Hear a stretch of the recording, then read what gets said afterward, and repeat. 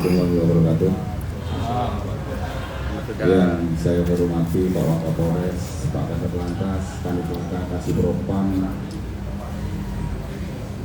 rekan-rekan wartawan, media cetak, elektronik, televisi maupun media online, yang mohon maaf tidak bisa saya berikan satu persatu. Pagi ini kita akan menyampaikan perkembangan penyidikan laka lantas yang terjadi di wilayah Ngantru tanggal 1 Oktober yang lalu. Banyak pertanyaan yang disampaikan kepada kami Polres Tulungagung terkait dengan sejauh mana tindak lanjut penanganan laka lantas tersebut, baik disampaikan oleh masyarakat, rekan-rekan wartawan maupun elemen lainnya. Karena memang ini melibatkan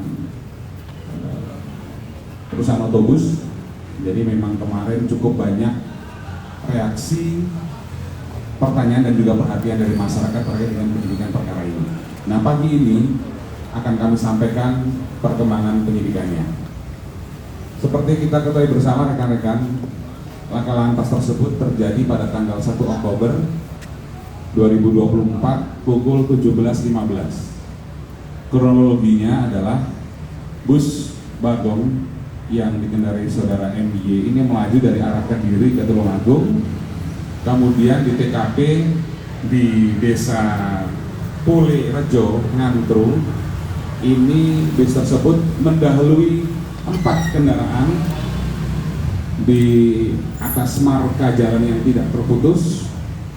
Kemudian dari arah Tulungagung ke Kediri melintas satu sepeda motor yang dikendari oleh korban atas nama almarhum Zamroji berboncengan dengan almarhumah Arif Emawati, dan kemudian terjadi tabrakan dan pengemudi sepeda motor beserta penumpang yang diboncengnya meninggal dunia di TKP.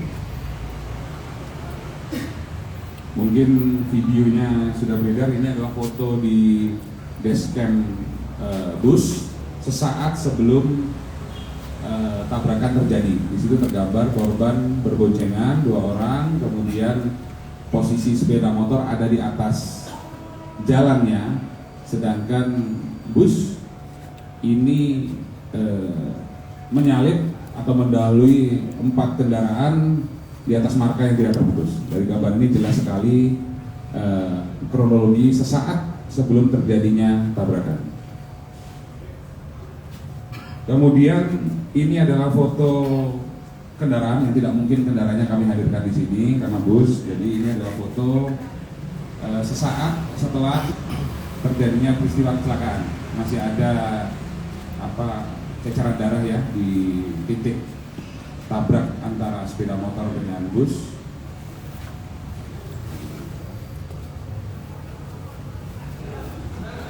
Ini juga gambar bus sesaat setelah terjadinya kecelakaan.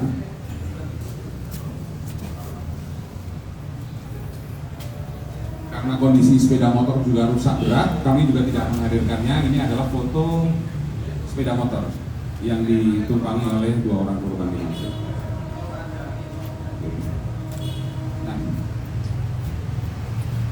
Perkembangan penyidikan pada tanggal 23 Oktober, artinya 23 hari setelah peristiwa kecelakaan, berkas sudah dinyatakan lengkap oleh Kejaksaan Negeri Tulungagung.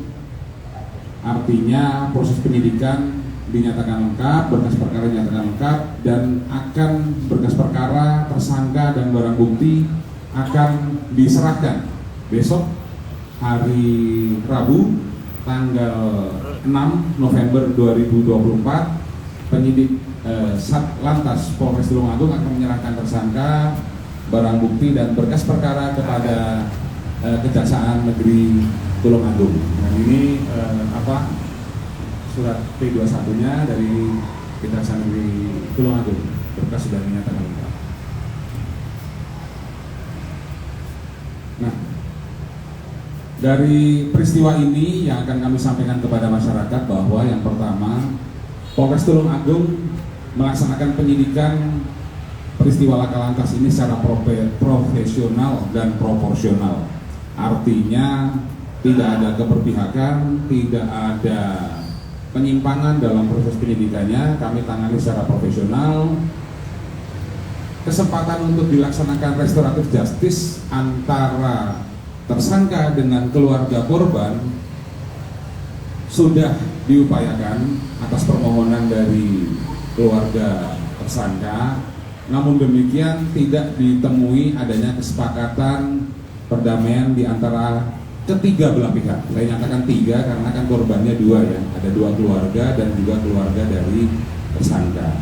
Dengan demikian proses penyidikan kami lanjutkan dan sesuai surat dari Kejaksaan Negeri Tulungagung besok akan kami limpahkan ke Kejaksaan Negeri Tulungagung. Itu yang pertama. Yang kedua, kami juga dalam kesempatan ini mengimbau kepada seluruh pengguna jalan untuk tentu tetap mematuhi seluruh aturan yang berlaku, baik pengemudi sepeda motor ataupun pengemudi kendaraan lain. Mari bersama-sama menjaga ketertiban, mematuhi aturan yang berlaku, tidak hanya untuk menjaga keselamatan diri, tapi sebenarnya jauh lebih penting adalah untuk menjaga keselamatan orang lain. Saya rasa ini perspektif yang harus kita tekankan, bahwa kita patuh berlalu lintas ini bukan hanya untuk kepentingan kita sendiri, tapi juga kepentingan masyarakat yang lebih besar dan utamanya orang lain. Artinya ketika kita tidak patuh, ketika kita melanggar hukum, maka akan ada pihak-pihak yang dirugikan. Betapa jahatnya kita ketika kemudian kita melanggar, ternyata peristiwa atau tindakan tersebut memberikan kerugian bagi orang lain. Dalam peristiwa ini tentu ada keluarga yang ditinggalkan oleh para korban, ada istri, dan ada anak dan lain sebagainya yang kemudian harus menanggung derita dari peristiwa tersebut. Jadi kami sekali lagi mengimbau kepada seluruh masyarakat pengguna jalan, mari bersama-sama mematuhi seluruh aturan dalam berlalu lintas. Bukan hanya untuk menjaga keselamatan diri sendiri, tapi yang jauh lebih penting adalah untuk menjaga keselamatan orang lain dan pengguna jalan lainnya. Jangan sampai pelanggaran yang kita lakukan mengakibatkan kerugian bagi orang lain. Tentu ini sebuah kezaliman yang harus kita hindari. Mungkin dua hal itu yang perlu kami sampaikan terkait dengan peristiwa ini. Monggo silakan, barangkali rekan-rekan ada yang mau ditanyakan, saya beri kesempatan. Ya, monggo silakan. Jadi dari Raja Pindah terkait juga dengan perusahaan otobus yang dalam catatan 1 bulan terakhir ini ada kejadian dalam PT Asal.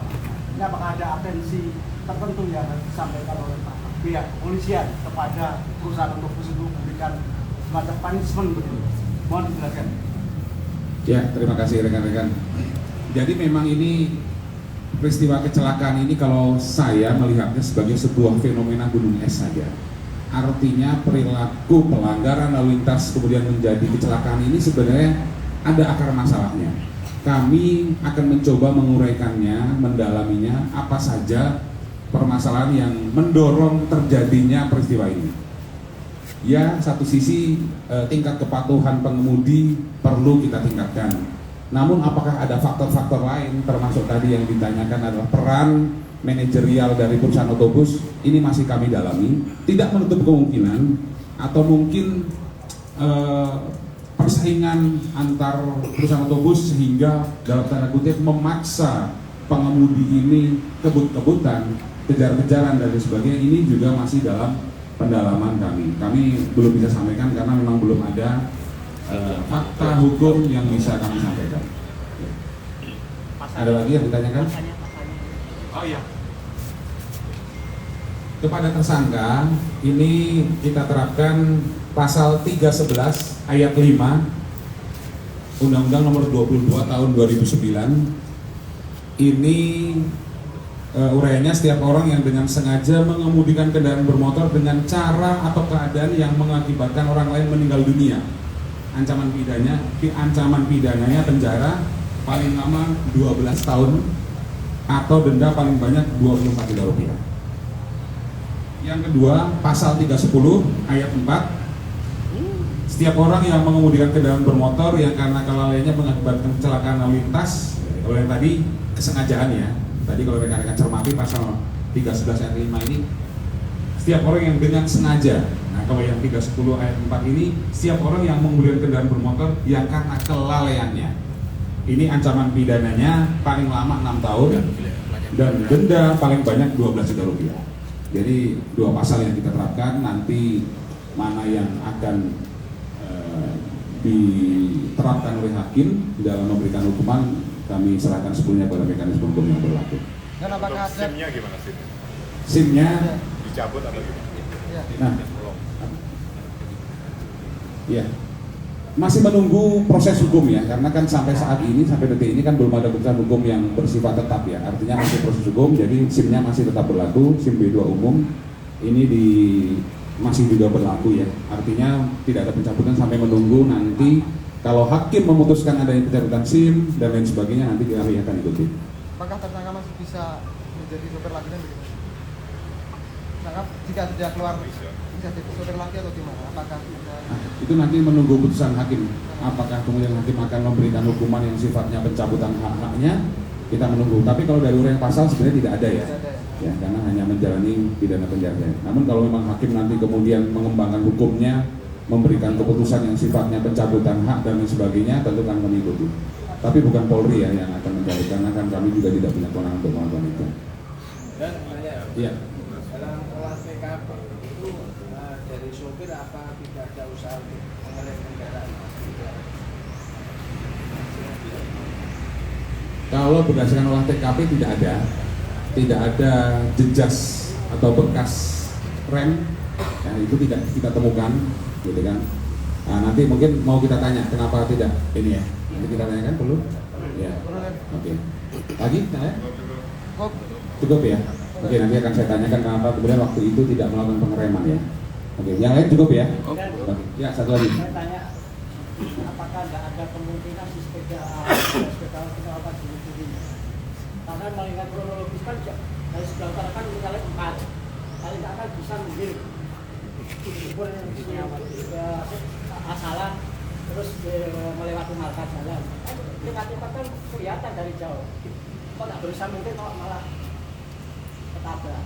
Artinya kan menggil di tengah jalan. Ya ini saya juga tidak bisa menjawab karena mau saya tanyakan ke korban juga sudah tidak bisa. Ini agak susah ini, ya kan? Apakah kemungkinan itu ada? Ya tidak menutup kemungkinan, tetapi kita hanya berdasarkan fakta hukum saja bahwa fakta hukum yang kami dapatkan adalah pengemudi bus mengemudi kendaraan di atas jalur orang lain sehingga melanggar marka sehingga terjadi tidak kecelakaan. Korban ada di atas jalannya sendiri dan tidak bisa dipersalahkan, kan gitu ya. Jadi saya tidak mau berasumsi nanti kan menjadi tidak betul karena tidak ada fakta hukum yang menunjukkan hal tersebut. Cukup ya? Oke, saya tanya tadi menarik juga.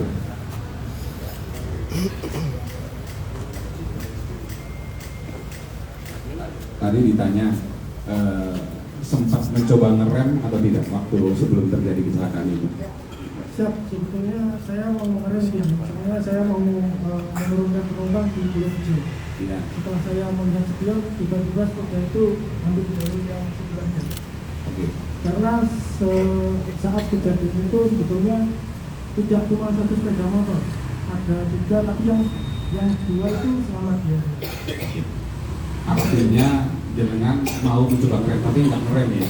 Ya, soalnya ini dan kendaraannya melaju juga dengan kencang, sepeda motornya, jadi Oke. tidak sempat. Jenengan kenceng, motornya juga kenceng. Siap, betul.